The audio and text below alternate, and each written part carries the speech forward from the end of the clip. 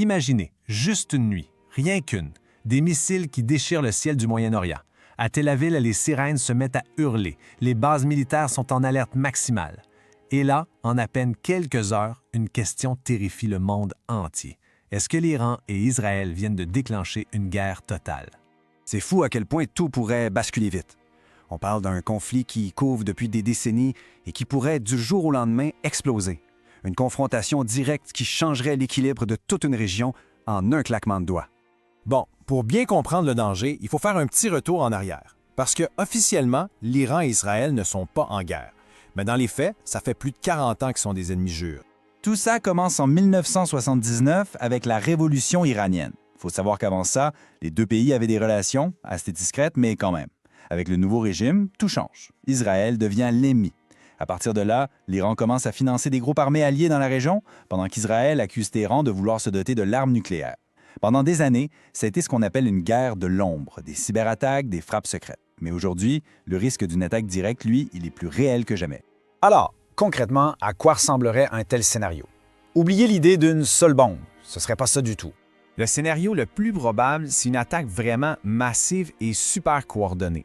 On parle de missiles balistiques, de drones explosifs, puis même de l'implication de ses alliés au Liban, en Syrie, en Irak et au Yémen. Le but, ce serait pas de rayer Israël de la carte, mais plutôt de faire une grosse démonstration de force, de créer la peur et de prouver qu'Israël n'est plus intouchable. En face, évidemment, Israël possède un des systèmes de défense les plus avancés au monde.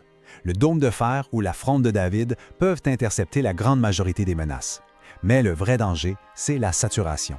Si des centaines de projectiles sont lancés en même temps, il suffit que quelques-uns seulement passent au travers pour que les conséquences soient absolument énormes. Et face à une agression de cette ampleur, il ne faut surtout pas croire qu'Israël resterait passif.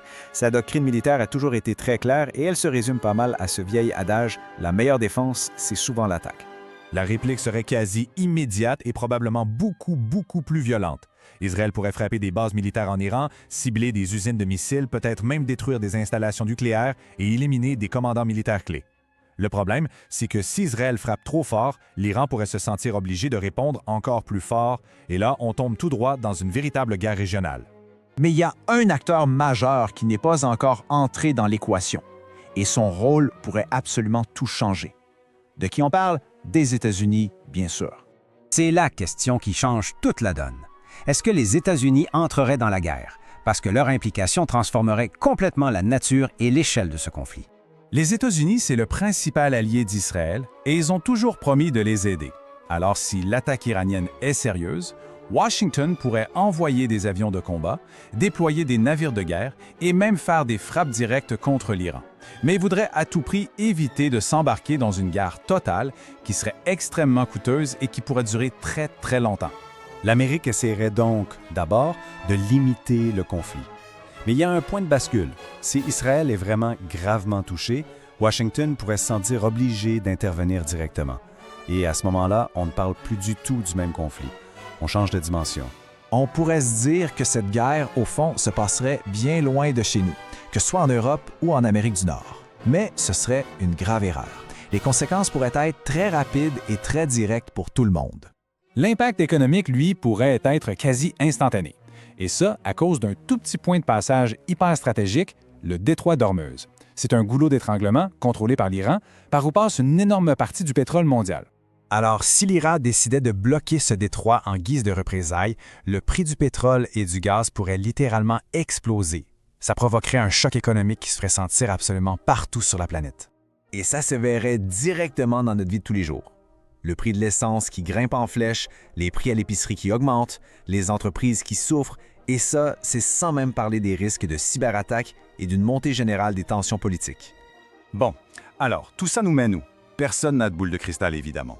Mais on peut quand même esquisser 3 scénarios possibles, du plus probable au plus dangereux. Le premier scénario, qui est aussi le plus probable, c'est celui de l'escalade limitée. L'Iran lance une attaque mineure, Israël répond de façon proportionnelle, puis la tension redescend. On retourne à la guerre de l'ombre. Le deuxième scénario, c'est la guerre régionale. Là, les attaques s'intensifient, les États-Unis interviennent et on se retrouve avec un conflit de plusieurs semaines qui a un impact économique mondial. Et enfin, le troisième, le plus dangereux, le conflit devient incontrôlable, d'autres puissances s'en mêlent, l'économie mondiale s'effondre et la stabilité de la planète est menacée. Une chose est sûre, peu importe le scénario qui se réalisera, La situation est extrêmement volatile. La région n'a probablement jamais été aussi proche de l'explosion. La question demeure donc entière. Est-ce qu'on s'en va vers un conflit limité, un retour à la case départ, ou est-ce qu'on est au bord d'une explosion régionale